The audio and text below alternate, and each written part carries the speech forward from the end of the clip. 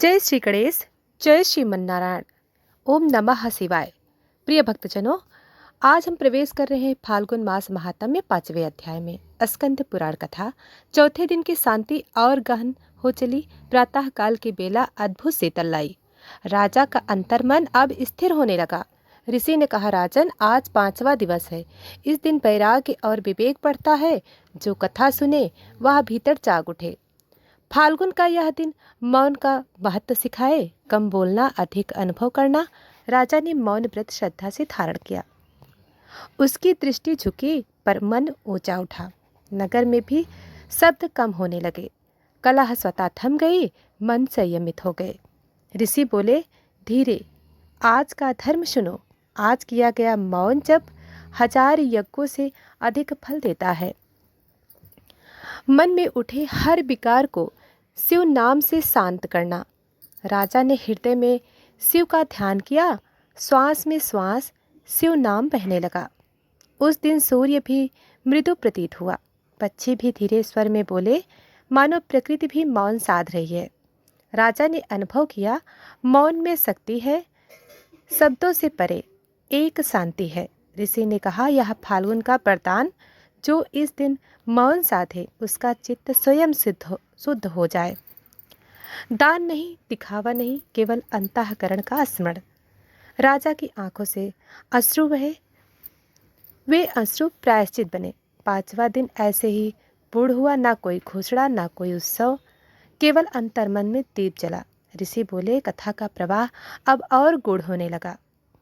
जो धैर्य रखे वही सार पाए। प्रिय भक्तजनों, मौन व्रत के प्रभाव से राजा का चित्त पूर्णतः स्थिर होने लगा।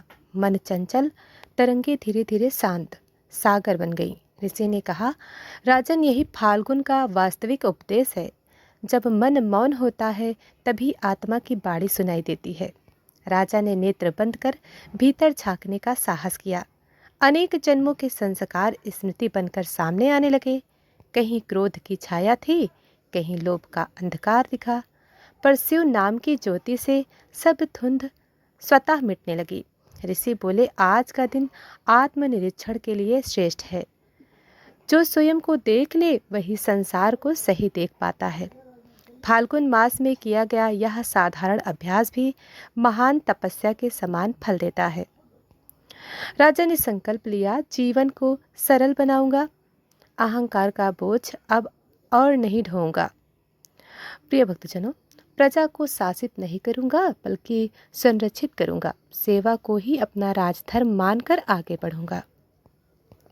नगर में अद्भुत परिवर्तन स्वतः घटित होने लगा। जहां भय था वहां विश्वास ने स्थान लिया। जहां कठोरता थी वहां कोमल व्यवहार प्रकट हुआ। फाल्गुन की करुणा जैसे हर द्वार पर दस्तक देने लगी। ऋषि ने कहा, यह परिवर्तन किसी नियम से नहीं, यह कथा श्रवण की अनुभूति शक्ति से उत्पन्न हुआ। जो श्रद्धा से पुराण सुनता है उसका जीवन अनायास ही धर्ममय हो जाता है। प्रिय भक्तजनों, 5वें दिन की संध्या अत्यंत शांत और पवित्र थी। दीपों का प्रकाश बाहरी नहीं भीतर लग रहा था। राजा ने शिवलिंग पर शीतल जल अर्पित किया और मन ही मन सबके कल्याण की कामना की। उस क्षण कोई मंत्र उच्चारित नहीं हुआ, फिर भी वातावरण मंत्रमय हो गया। यह मौन भक्ति की पराकाष्ठा थी। जहाँ शब्दों की आवश्यकता समाप्त होती है, ऋषि ने धीरे से कहा, हे राजन, यही फाल्गुन मास का रहस्य है।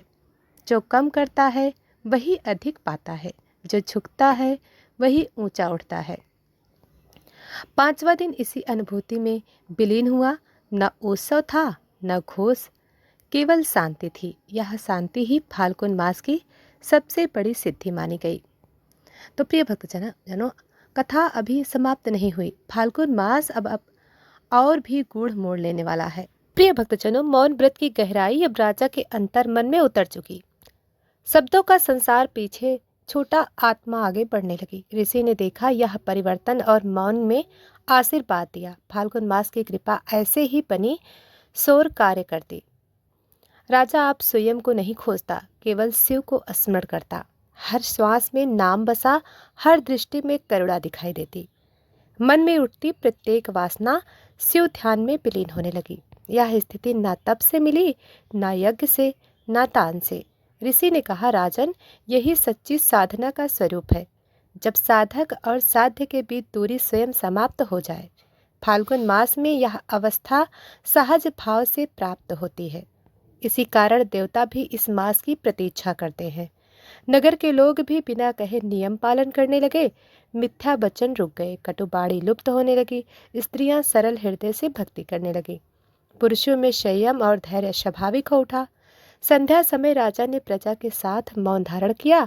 कोई मंत्र नहीं बोला गया, फिर भी वातावरण पावन था। दीपों का प्रकाश भीतर उतरकर चित्त उज्जवल करने लगा। यह मौन उत्सव से कहीं अधिक प्रभावशाली सिद्ध हुआ।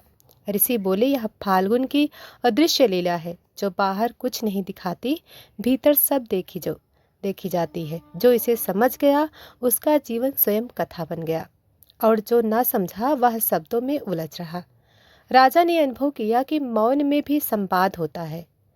ईश्वर शब्द नहीं मांगते, केवल शुद्ध हृदय चाहते हैं।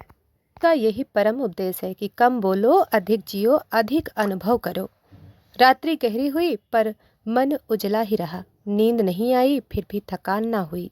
राजा ध्यान में बैठा रहा और शिव कृपा का अनुभव करता रहा।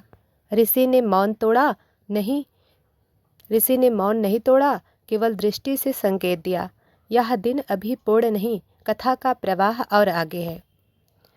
प्रिय भक्तजनों, रात्रि का तीसरा प्रहर आया। अब चेतना और प्रखर हुई। राजा का मन अब शब्दों से परे एक बिंदु पर ठहर गया। ऋषि ने अंतः ज्ञान से जाना, साधना पूर्णता को छू रही। फाल्गुन मास की कृपा अब स्पष्ट रूप लेने लगी। उसी क्षण आंतरिक में शीतल कंपन फैलने लगा। कोई दृश्य नहीं था, पर अनुभूति अत्यंत सजीव थी। राजा ने हृदय में नमन किया और बिना नेत्र खोले शिव तत्व मौन में उतरकर आत्मा को स्पर्श किया।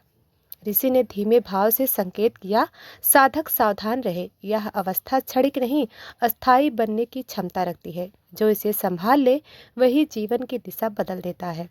फाल्गुन मास ऐसे दुर्लभ अवसर सहज प्रदान करता है। प्रातःकाल की पहली किरण जब राजमहल पहुंची, राजा के मुख पर अद्भुत तेज स्पष्ट झलक रहा था। वह तेज अहं का नहीं, तप का नहीं, वह तेज शुद्ध समर्पण से उत्पन्न था।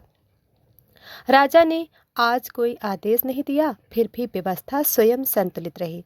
सेवक बिना कहे कर्तव्य निभाने लगे, प्रजा बिना भय धर्म पथ पर चलने लगी। ऋषि बोले, यही मौन साधना का सामाजिक फल। जब शासक बदलता है, समाज स्वतः बदल जाता है। 5वें दिन की यह लीला दुर्लभ मानी गई। स्कंद पुराण में इसे विशेष महत्व दिया गया। राजा ने प्रजा के बीच बैठकर अन्न ग्रहण किया। कोई भेद नहीं रहा सिंहासन और भूमि के बीच। यह दृश्य देखकर जन समूह की आंखें भर आई। फाल्गुन मास ने सबको एक सूत्र में बांध दिया। ऋषि ने कथा को और गूढ़ करते हुए कहा, आज का दिन केवल राजा के लिए नहीं, जो भी यह कथा श्रद्धा से सुनता है, उसके भीतर भी यही परिवर्तन घटित होता है। संध्या पुनः आई, पर वातावरण और शांत था। मानो समय भी अपनी गति भूल गया। दीप जले, पर बाहर प्रकाश नहीं, भीतर फैला। यह 5वें दिन की सर्वोच्च उपलब्धि मानी गई। ऋषि ने कहा, अभी कथा रुकी नहीं, यह प्रवाह आगे और सूक्ष्म होगा। जो धैर्य रखे वही पूर्ण अर्थ पाए। फाल्गुन मास ऐसे ही परख लेता है। प्रिय भक्तजनों, इस साधना पूर्णता को प्राप्त हुई। मौन ने बाड़ी का स्थान लिया, अनुभूति ने शब्दों को हराया। राजा का अंतर्मन स्थिर हुआ और विवेक अस्थायी बन गया। फाल्गुन मास की करुणा ने हृदय में स्थिर आसन बना लिया। ऋषि ने शांत दृष्टि से समापन का संकेत दिया। उन्होंने कहा, राजन, आज भीतर का द्वार खुल चुका। जो भीतर जागा, वही बाहर धर्म स्थापित कर सकता। यही 5वें दिन का गूढ़ और अंतिम उपदेश है। राजा ने मस्तक झुकाकर कृतज्ञता अर्पित की। ना कोई वर मांगा, ना कोई अभिलाषा रखी। केवल यह भाव रहा कि सेवा निरंतर बनी रहे और मौन भक्ति जीवन का स्वभाव बन जाए। नगर में शांति स्थिर हुई और समय ठहर सा गया। किसी ने कुछ कहा नहीं, फिर भी सब समझ गए। यह परिवर्तन क्षणिक नहीं, अस्थायी बनने वाला था। फाल्गुन मास ने अपना कार्य पूर्ण कर दिया था। संध्या की बेला में दीप जले, पर घोष ना हुआ। प्रकाश भीतर फैला और चित्त उज्जवल हो गया। देवताओं की अदृश्य उपस्थिति अनुभूति हुई। 5वें दिन का पुण्य इसी मौन में प्रतिष्ठित हुआ। राजा ने कहा, जो श्रद्धा से यह कथा सुनता उसके जीवन में भी यही शांति उतरती। कथा यहाँ रुकती है, पर साधना नहीं, क्योंकि फाल्गुन की धारा निरंतर बहती है। इसी भाव के साथ 5वें दिन की कथा शांति और समर्पण में विश्राम लेती है। आगे की कथा में और सूक्ष्म रहस्य धैर्य रखने वाले के लिए प्रकट होगी। इस प्रकार भक्तों, स्कंद पुराण के अनुसार फाल्गुन मास महात्म्य में 5वां दिन मौन, शांति और अंतर ज्ञान के साथ यही संपन्न होता है। यदि यह कथा आपके हृदय मन को स्पर्श करे तो वीडियो को लाइक करें, चैनल को सब्सक्राइब करें और कमेंट में लिखें हर हर महादेव। अगले वीडियो में हम फाल्गुन मास के 6ठे दिन की और भी गूढ़ कथा लेकर उपस्थित होंगे। तब तक भक्ति आपके हृदय में स्थिर बनी रहे। हर हर महादेव।